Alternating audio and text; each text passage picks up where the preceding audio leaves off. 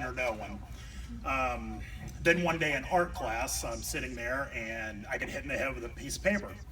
I turn to see who was the idiot that hit the 6.5 foot tall kid standing there, and I see a long-haired kid that looked like he was in his 30s because he was covered in hair and had a beard thicker than I have now. And I quickly realized that I wasn't the intended target, but I had nothing better to do in the class, so Josh and I got into a 25-minute paper ball war, throwing things back and forth.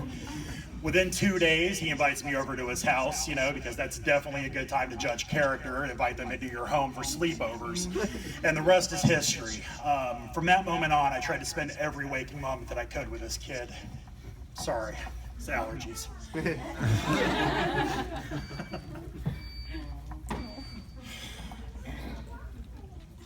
Adulting is hard, isn't it? Oh, it's rough. So, while I had a brother and I had a mom and a dad, I really didn't have a family life. I never had any roots, never really had anything until I met this guy. Every waking moment that I had, I wanted to spend with him, and we did. I mean, every single time that we weren't together, we were on the phone planning our next little dumb adventure, and two idiots have never hit it off better than me and him. Either it was our love of comics, role-playing games, our constant insult wars. I mean, we were just great catches for women,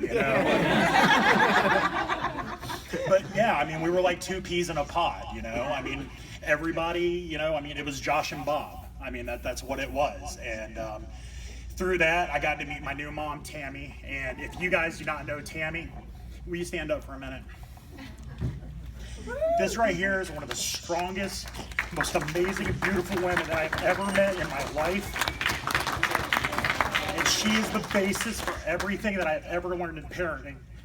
And I love you so much, and I thank you so much for taking me in.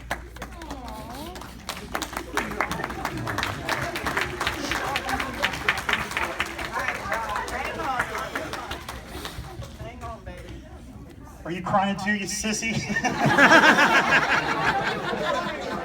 You are so gay. Sand, yeah.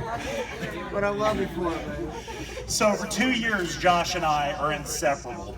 Every single day we were together. And then it reared its ugly head again. I had to move. And this time, though, it was completely different. I wasn't sad and I wasn't angry or anything because I knew this guy was going to be in my life for the rest of it. And 23 years later, I'm standing here, and I am so happy to know that Vicky and Athena are going to have this guy in their life, and he's going to make them happy every single day. And I'm so happy that he's going to get to experience those two also, because every time that I look at him, I see a smile on his face because of those two, and I love it. It makes me so happy. And I don't care if I'm up here crying, and I don't care who's laughing, because honestly, I'm probably not going to see half of you guys again anyway. But I'm serious, man. You have been every single thing that anybody could ever ask for in a best friend and a brother and everything, and I love you, dude.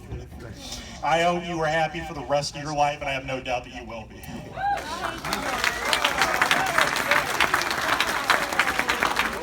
No tongue, okay?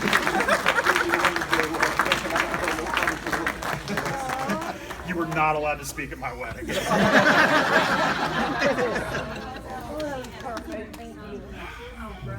Thank you for not dropping the mic.